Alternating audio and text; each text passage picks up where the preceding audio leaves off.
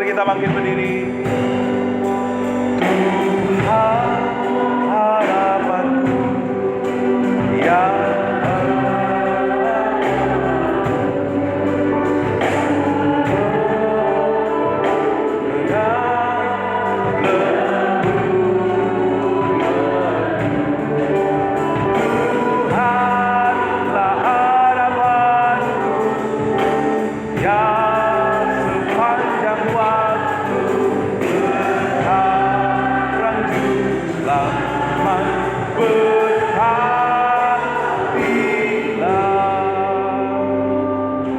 yang Engkau harapan kami yang menjadikan hidup kami tidak pernah sia-sia. Hanya Engkau harapan kami sehingga kami menemukan kehidupan yang penuh arti. Terima kasih Tuhan kalau kami hari ini bisa ada di tempat ini. Semua karena kasih karunia-Mu.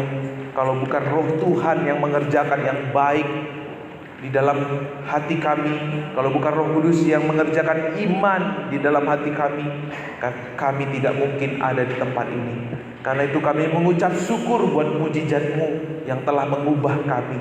Dan biar harapan yang Kau sudah sediakan semakin nyata melalui kami, melalui gereja ini Tuhan. Karena firman-Mu menjadi pondasi dalam setiap kehidupan kami. Berbicaralah Bapa, tidak ada yang terlewatkan. Setiap kami boleh meresap kebenaran firman-Mu, mengkalibrasi hati kami. Ketika kami keluar dari tempat ini Bapa, kami menjadi pribadi yang semakin hari semakin serupa dengan gambaran-Mu. Berbicaralah Bapa, Roh Kudus-Mu yang memampukan hamba-Mu, sembunyikan di belakang salib-Mu Tuhan. Kami semua bersukacita menerima kebenaran-Mu. Bapak Ibu yang bersukacita menerima firman Tuhan, sama-sama dengan saya katakan amin. Silakan duduk. Salam. Puji Tuhan. Hari ini adalah hari Ibu. Boleh ibu-ibu yang duduk di sebelah kiri atau kanan Bapak Ibu boleh ucapkan selamat hari Ibu. Puji Tuhan. Kita mengucap syukur buat ibu-ibu yang hebat, ibu-ibu yang takut akan Tuhan, ibu-ibu yang mengandalkan iman.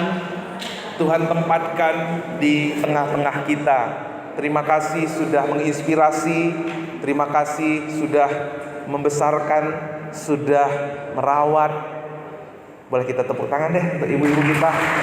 Semangat terus ibu-ibu. Dan di tengah-tengah kita ada satu tamu Tuhan yang dikasihi oleh Tuhan, yaitu, sorry kalau saya salah menyebutkan, Heniang Fitri Soraya. Hening, ya, boleh bangkit berdiri, Mbak Ning, boleh kita sambut dengan tepuk tangan.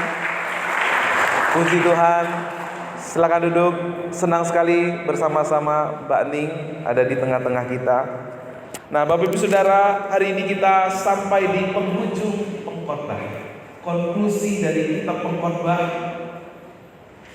Hari ini kita akan belajar bersama-sama. Namun sebelum itu saya mau melihat tangan Bapak Ibu yang 10 kali pertemuan ini mengikuti khotbah berseri tentang pengkhotbah. Tidak ada bolong. Boleh angkat tangan? Tunjuk tangan. Bu Sutarmi.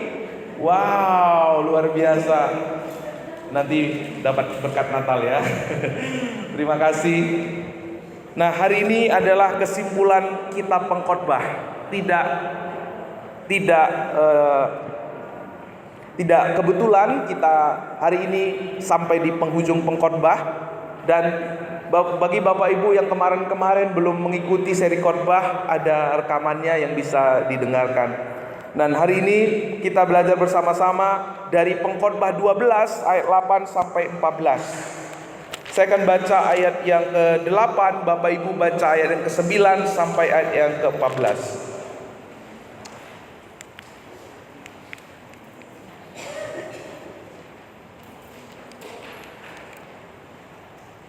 Ayat yang ke-8 saya bacakan. Kesia-siaan belaka, kesia-siaan atas kesia-siaan, kata pengkhotbah, segala sesuatu adalah sia-sia.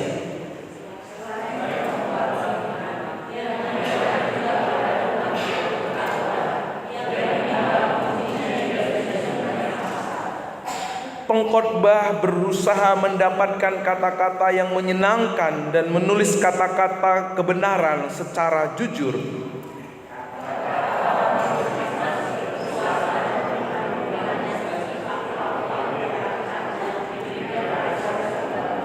Lagi pula anakku, waspadalah, membuat banyak buku tak akan ada akhirnya, dan banyak belajar melelahkan badan.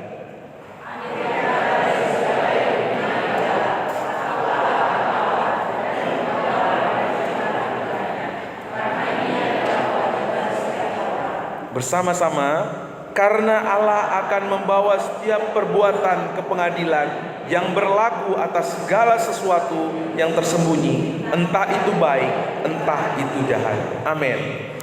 Kesimpulan dari kitab Pengkhotbah adalah takut akan Tuhan. Ya, Tuhan mau segenap jemaat Gereja Baptis Pabaton, Bapak Ibu yang hadir di tempat ini, Tuhan mau hidup kita tidak sia-sia. Tuhan mau waktu-waktu yang kita jalani tidak percuma. Karena itu kita belajar sepanjang 11 kali pertemuan, kita belajar tentang pengkhotbah, dan inti dari kitab Pengkhotbah adalah takut akan Tuhan. Kita sudah belajar dari Salomo. Salomo ini sudah bereksperimen. Dia menulis dalam Pengkhotbah 2 bahwa Salomo ini punya kekuasaan yang begitu hebat. Dia punya taman-taman yang indah, namanya masyhur. Ya, waktu seorang ratu berkunjung ke istana Salomo, dia takjub karena ketakjuban dari ratu itu.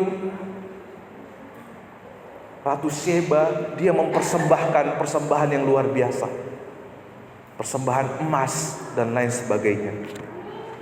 Salomo sudah bereksperimen. Dia punya kedudukan yang sangat tinggi. Sebelum dan sesudah Salomo tidak ada yang seperti Salomo. Ya. Salomo, dia sudah makan masakan seperti apapun, dia sudah pernah nikmati. Dia punya segala sesuatu. Istrinya 1000 bersama dengan gundiknya. Dia punya nama baik, dia punya kedudukan, dia punya kekuasaan. Apa yang orang-orang kejar hari ini, semua dimiliki oleh seorang Salomo. Tapi kalau Bapak Ibu baca dalam kitab Pengkhotbah, berulang-ulang Pengkhotbah katakan Salomo yang menulis Pengkhotbah, segala sesuatu adalah kesia-siaan. Ya. Beberapa waktu yang lalu ada, Bapak Ibu tahu ini ya, mukbang ya. Ada wanita Cina mengadakan mukbang, dia live, dia makan sebanyak mungkin, di follow banyak orang, dia dapat duit. Selain dia bisa makan, dia follow, dia banyak dapat penghasilan dari dia makan. Tapi waktu dia live, saudara, dia mati karena kekenyangan. Setelah dicek ada 10 kilo makanan dalam perutnya yang tidak tercerna. Dia mungkin banyak follower, dia mungkin banyak uang, mungkin banyak hal yang bisa dia nikmati, tetapi semuanya adalah sia-sia karena dia akhirnya binasa. Salomo juga mengatakan hal yang demikian. Salomo sudah jauh lebih ngalamin daripada wanita Cina ini. Dia sudah merasakan, mengalami, dan ujungnya Salomo berkata, semua usaha menjaring angin, semua adalah kesia-siaan. Seperti orang mau menangkap angin, sepertinya ada, waktu ditangkap nggak ada lagi. Tapi saudara-saudara, Tuhan sengaja mengizinkan kita merasakan semuanya itu hampa, semua itu sia-sia. Karena Tuhan mau kita menyadari bahwa di bawah matahari tidak ada yang kekal. Di bawah matahari semua adalah usaha menjaring angin. Di bawah matahari semua adalah fata morgana. Di bawah matahari tidak ada yang kekal. karena yang kita rindukan, karena yang kita dambakan hanya dapat kita temukan di luar matahari. Apa itu? Ketika kita menjadi orang yang takut akan Allah.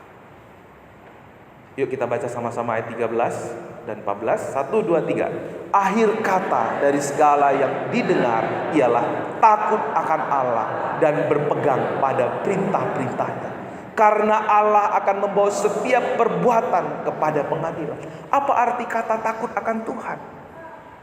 Bukankah waktu manusia jatuh ke dalam dosa, lalu pada waktu itu Adam dan Hawa memiliki rasa takut. Tapi sekarang kenapa dikatakan takut akan Allah?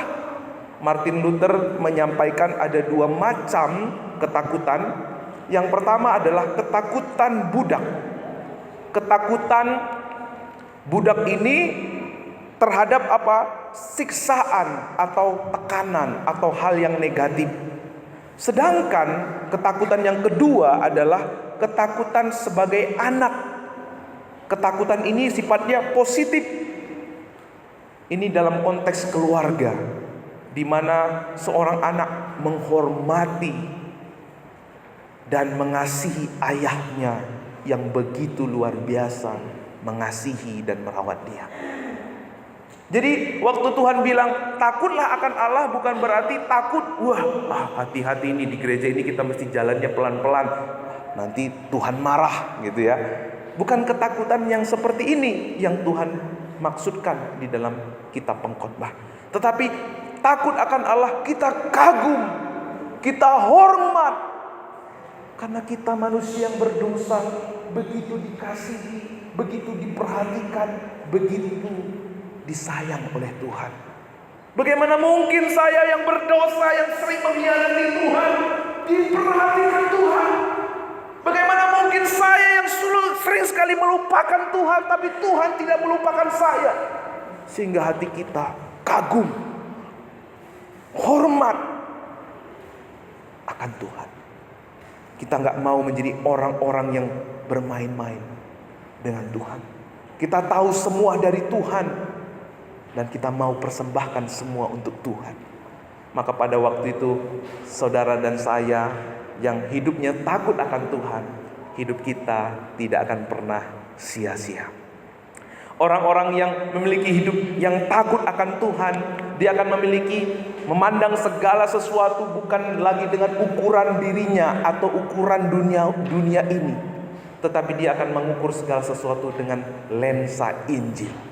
Kalau Tuhan begitu mengasihiku, kalau Tuhan begitu sudah menerima aku, kalau Tuhan sudah begitu mengampuni aku, saya tidak mungkin ada alasan untuk tidak mengampuni orang yang bersalah kepada saya. Kita akan memiliki hikmat sorgawi. Kita memandang segala sesuatu dengan sudut pandang dari kemurahan Tuhan. Kita tidak lagi menggunakan pengalaman kita, perasaan kita, pikiran kita, tetapi kita memandang segala sesuatu dengan sudut pandang kemurahan Tuhan, atau sering disebut dengan lensa Injil. Kalau kita takut akan Tuhan, kita tidak akan menjadi orang Kristen yang tanpa Kristus. Bapak Ibu tahu, banyak orang Kristen tanpa Kristus. Pak Pendeta Yosia Wartono sudah menyampaikan supaya kita tidak menjadi orang Kristen yang agamawi. Kurang ini, kurang itu, kurang ini, kurang itu. Itu kalau orang Kristen agamawi, fokusnya adalah dirinya. Sehingga fokusnya apa? Komplain, menuntut, itu saja yang dia lakukan. Tapi kalau orang Kristen yang datang kepada Tuhan karena Injil, saya datang sama Tuhan, menyembah Tuhan, melakukan apa yang Tuhan mau saya lakukan. Udah, selesai. Kekurangan ini itu ada, ya ada, tapi Tuhan yang akan menyempurnakannya. Orang Kristen tanpa Kristus sukanya apa Bapak Ibu? Itu menjadi orang Farisi. Suka menuntut, mengatur, menuduh, dan menghakimi.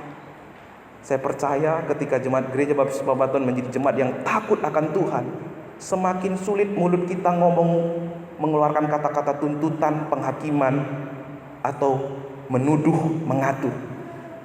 Tahu nggak Bapak Ibu? Orang yang suka mengatur sampai di neraka pun masih suka mengatur. Siapa itu? Orang kaya yang masuk neraka. Diatur Abraham. Abraham suruhlah solusi itu menunjukkan janjinya ke air supaya bisa mencicip. Udah di neraka masih ngatur aja. Gak mau digembalakan.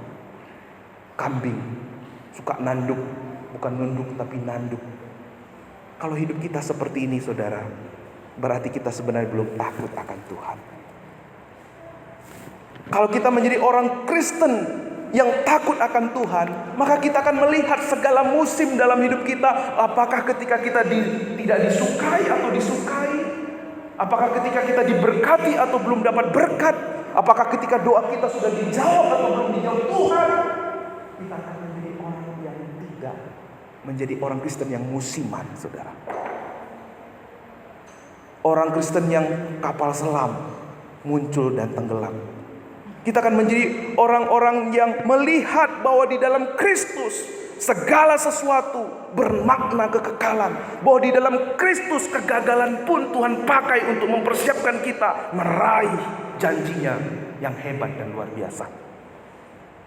Bahwa di dalam Tuhan doa kita belum dijawab, Tuhan pun itu bagian dari rencana Tuhan dalam hidup kita. Sehingga kita tidak berkecil hati. Kalau kita takut akan Tuhan, kita akan menjadi orang Kristen yang seimbang antara hak dan kewajiban. Kita sering menuntut orang, nggak fair pak. Tapi kita lupa, kita juga sendiri lupa. Tidak adil. Lebih condong kok hak daripada kewajiban. Kalau kita menjadi orang yang takut akan Tuhan, kita tidak lagi mau dipusingkan. Kamu gak adil, kamu gak adil. Kita fokus kepada keadilan Tuhan. Amin. Tuhan yang maha adil mau dihadili. Tuhan yang maha adil mau dihakimi. Siapa kita yang menuntut keadilan dari dunia ini? Sering sekali kita menjadi capek, letih karena kita menuntut apa yang tidak bisa diberikan oleh dunia ini. Hanya di dalam Tuhan kita menemukan keadilan yang sejati. Di atas kayu salib dia dihakimi, hikmat Allah dinyatakan. Yang paling adil mau diadili, yang paling benar mau dihakimi. Kalau kita menjadi orang Kristen yang takut akan Tuhan, kita akan menjadi orang Kristen yang bekerja, melakukan segala sesuatu bukan untuk manusia, tetapi untuk Tuhan. Waktu kita bekerja, waktu kita menyapa orang, waktu kita melakukan segala sesuatu untuk Tuhan. Waktu saya lakukan, saya mengasihi istri saya seperti untuk Tuhan. Meskipun istri saya kadang-kadang lupa mengasihi saya, lupa memperhatikan saya tidak bisa kecewa, saudara. Kenapa? Wong saya lakukan untuk Tuhan. Meskipun istri saya sering nggak bilang makasih ya Pak, saya nggak menjadi orang yang berkecil hati. Kenapa? Saya lakukan bukan untuk kamu, tetapi untuk Tuhan.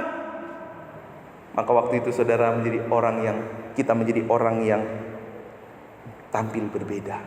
Kita menjadi orang yang bekerja tanpa pamrih. Kita menjadi orang yang tidak menyimpan berkat untuk diri kita, tetapi kita mau menduplikasinya lewat hidup kita. Waktu kita menjadi orang yang takut akan Tuhan, kita akan menjadi orang yang berbahagia. Kenapa? Persoalan terbesar kita sudah ditanggung di atas kayu salib. Waktu pengkhotbah bilang berbahagia, bersukaria, lakukan segala sesuatu seperti yang kau inginkan. Di belakangnya apa Bapak Ibu? Ingatlah karena itu engkau akan dibawa kepada pengadilan. Siapa yang bisa bersuka cita? Tapi puji Tuhan, di dalam Injil kita menemukan rahasia kebahagiaan yang sejati.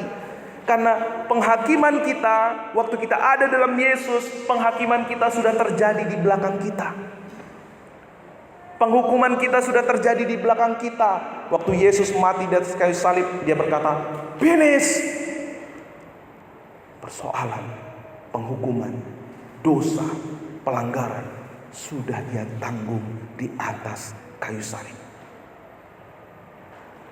Tidak ada kebahagiaan yang luar biasa selain kita selain dosa kita sudah dihapuskan oleh Tuhan. Kalau agama kepercayaan, semua agama mengajarkan bersyukur, tapi bersyukurnya abstrak. Bersyukur buat napas, iya, tapi waktu napasnya ngap-ngapan, bagaimana mau bersyukur? Bersyukur buat kesehatan, iya, tapi kalau kesehatannya mulai terganggu, bagaimana bisa bersyukur?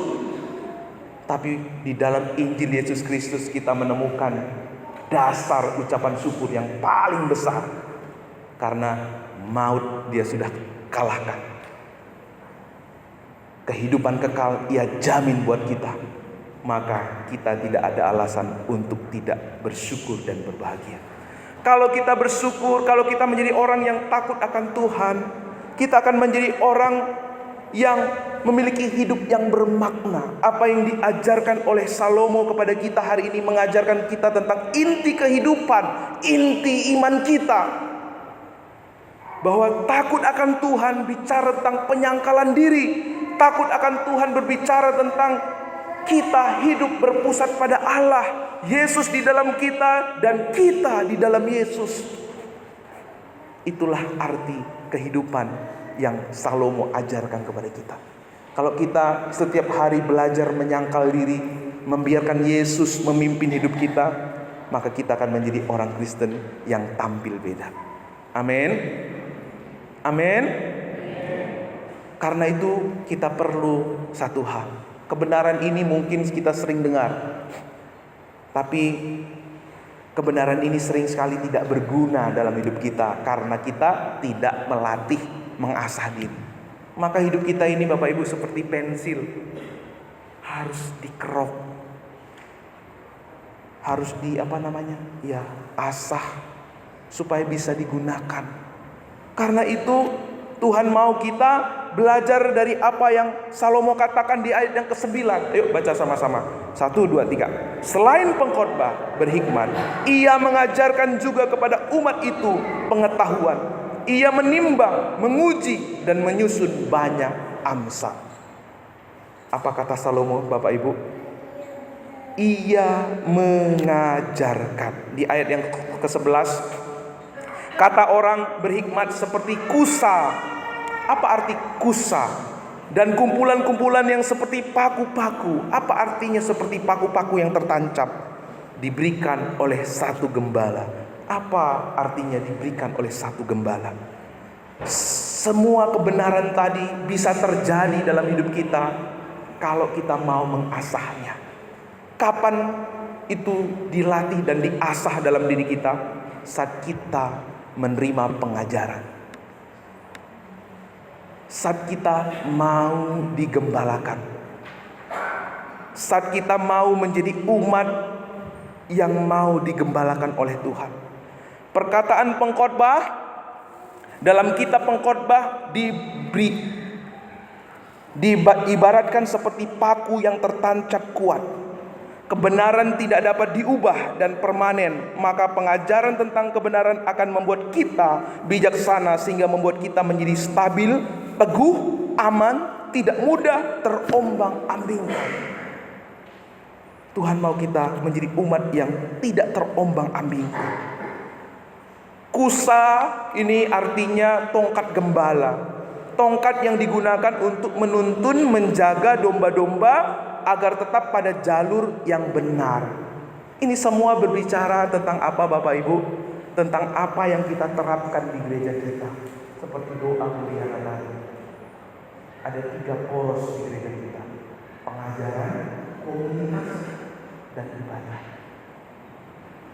Jauh sebelum ada gereja, Tuhan sudah memberikan rahasia ini lewat Salomo. Kalau kita mau menjadi jemaat yang terlatih dalam kehidupan yang penuh arti, kita harus tergabung dalam komunitas. Karena di dalam komunitas semua melayani dan semua dilayani.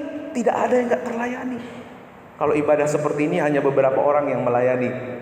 Tapi dalam komunitas semua akan dilayani dan semua melayani. Dalam PA kita menemukan dasar-dasar yang benar tentang kehidupan iman kita. Maka firman Tuhan berkata apa? Kamu akan mengetahui kebenaran dan kebenaran itu akan memerdekakan kamu. Makanya di ayat yang 10 Bapak Ibu dikatakan pengkhotbah berusaha mendapatkan apa? Kata-kata yang menyenangkan dan menulis kata-kata yang kebenaran secara jujur. Dengar baik Bapak Ibu, di dalam gereja sering dikumandangkan kata-kata yang mengubah jemaat dengan mengingin-inginkan ilmu pelayanan supaya diberkati. Bapak memberi supaya diberi sama Tuhan. Itu adalah kata-kata yang menyenangkan. Seperti ini Bapak Ibu. Kita punya 3 tahapan dalam hidup kita. Cerita hidup kita akan menentukan identitas kita. Dan identitas kita akan menentukan attitude dan sikap kita. Sikap dan kebiasaan kita. Perbuatan kita.